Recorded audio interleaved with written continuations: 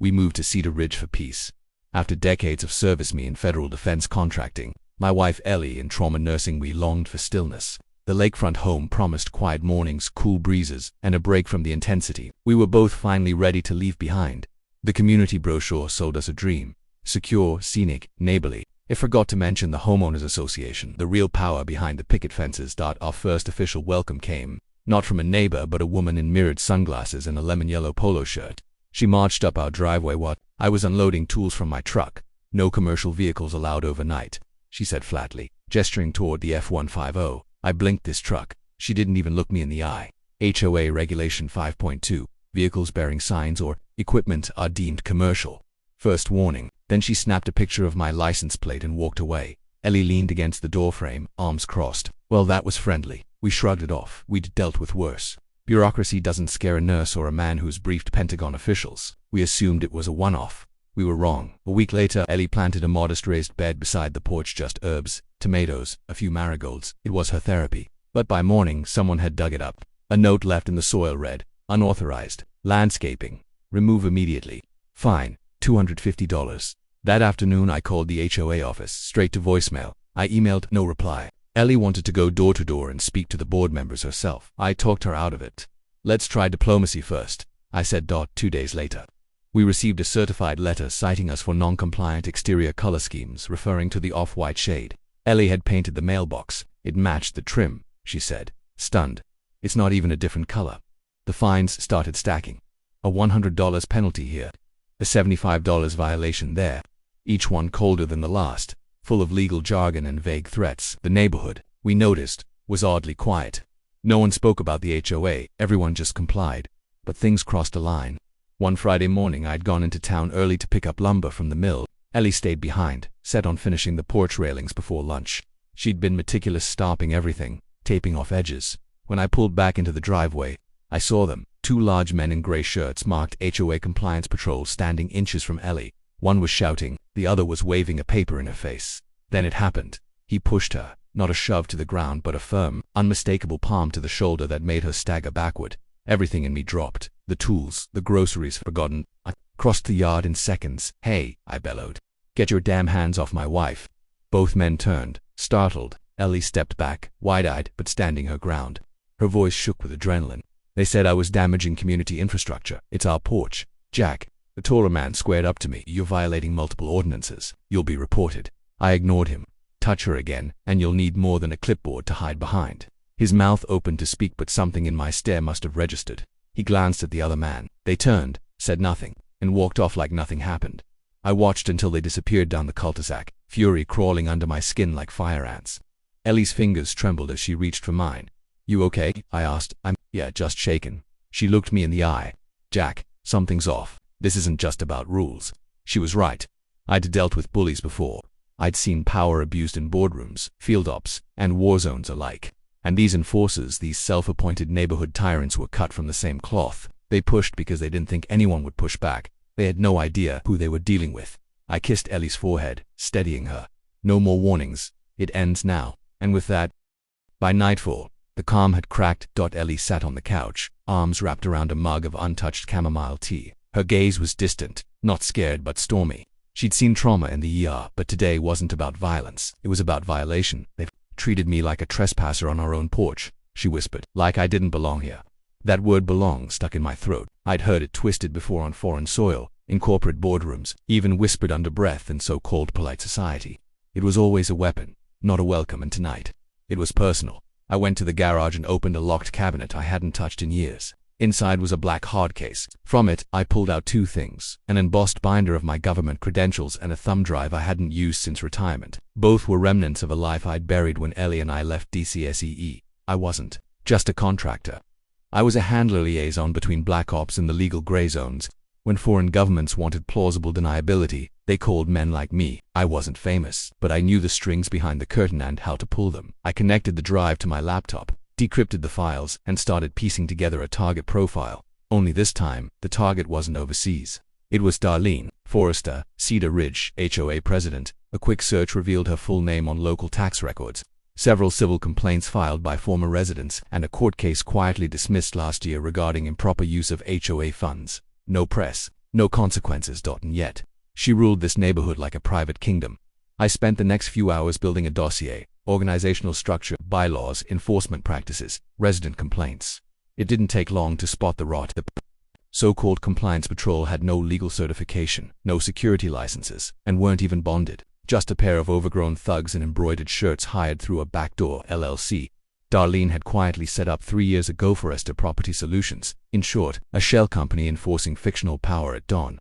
I brewed Ellie a fresh pot of coffee. She met me in the kitchen, wrapped in her favorite flannel. I barely slept, she said. Good, I replied. You'll want to be wide awake for this. She raised an eyebrow. Jack. I handed her a folder. This is Darlene, and those enforcers, they're her hired muscle. No authority, no permits, just fear tactics. Ellie flipped through the pages, her eyes hardened. She's been finding widows, veterans, even that single mom on Birch Street. I nodded. This isn't about paint colors or flower beds. It's about control. If she keeps enough residents scared, they don't question the dues, hikes, or the fines. They just pay and she cashes in. Ellie looked up. What are you going to do? I gave her a small, deliberate smile. I'm going to remind them who the hell they're dealing with.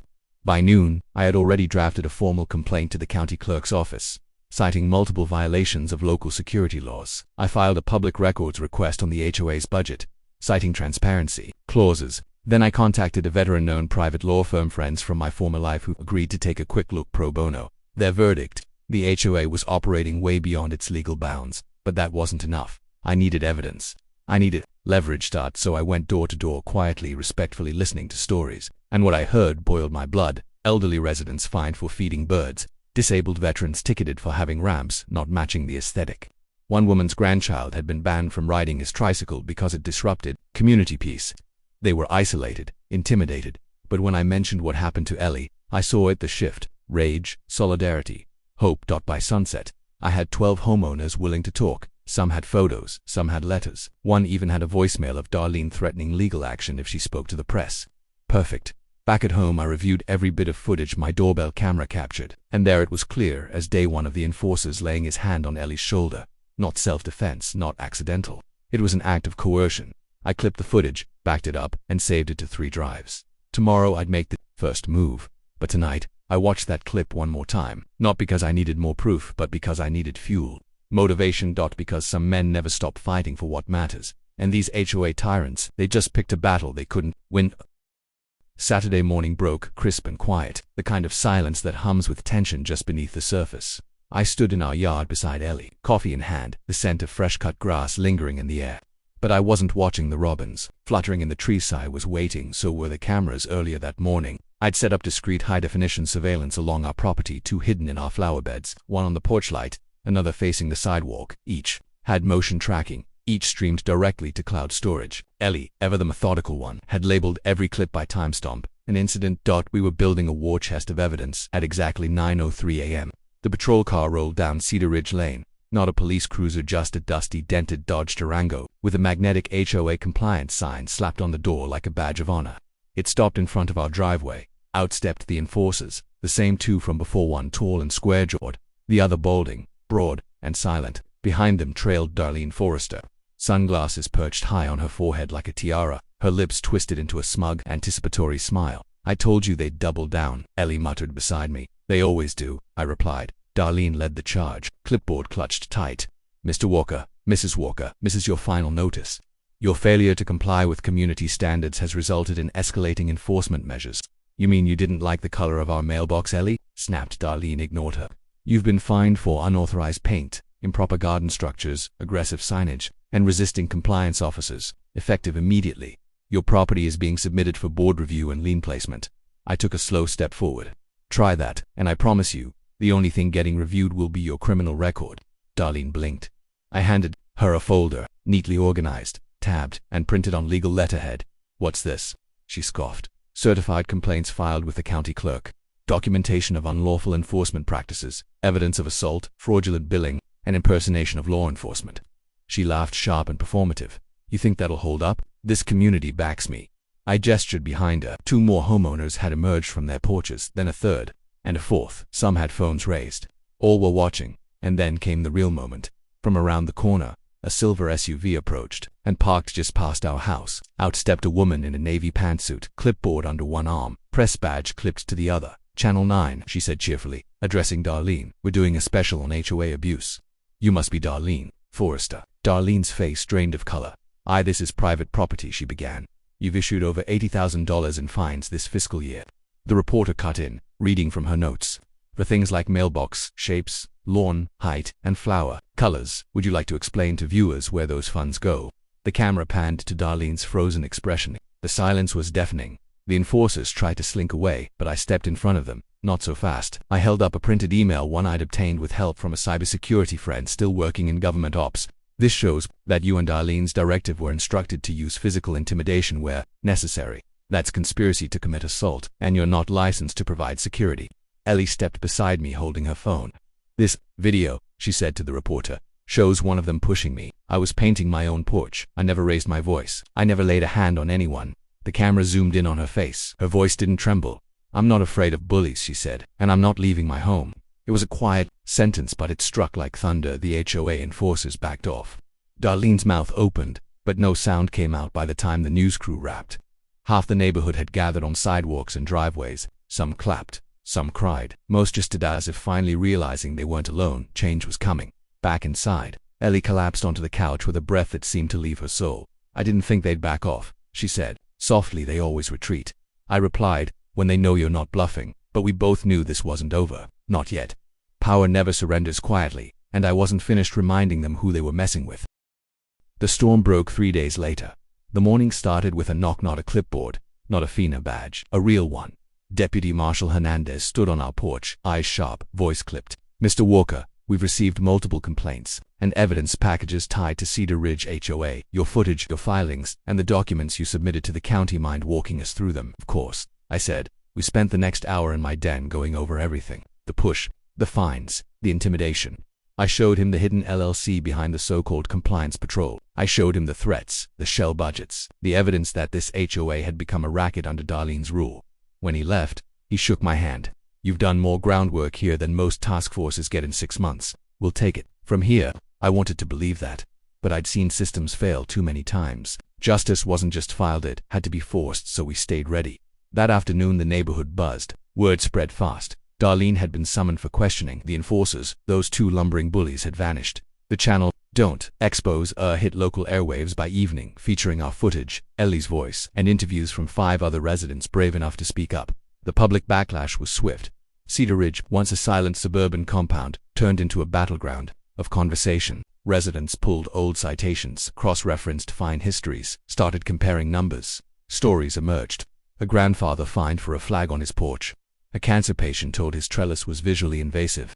Every tale painted the same picture. Silence weaponized. Compliance by coercion. Not anymore. By Friday, Darlene was suspended from her role pending investigation. A temporary board appointed by the county stepped in to audit the HOA's finances. What they found only poured gasoline on the fire. Thousands in unexplained administrative fees, payments made to her private account, and maintenance invoices signed by her own niece. Fraud, embezzlement, abuse of authority. Ellie stood beside me on our porch that night, watching Darlene's Lexus roll out of the neighborhood for the last time. No wave, no goodbye. Just shame in motion.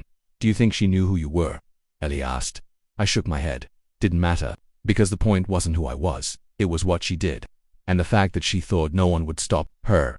But we did. In the weeks that followed, the community transformed. Fines were frozen. The patrol disbanded.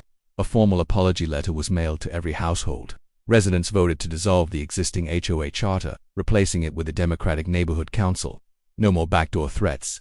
No more clipboard bullies. Just people talking, listening, living. Ellie's garden bloomed wild with tomatoes and lavender. The porch railings shone fresh white. I built a new mailbox, steel-forged and fireproof, just in case anyone had ideas. Neighbors stopped by more. Some brought pies, others just stories. The Alvarez family invited us for dinner. Even Mr. Danziger, who'd barely said 5 words since we moved in, dropped off a 6-pack and said, "Hell of a thing you did." We didn't ask for thanks. We didn't want praise. We just wanted peace and made sure everyone else had it too. One evening while clearing the garage, Ellie found my black case again. She set it on the workbench and looked at me.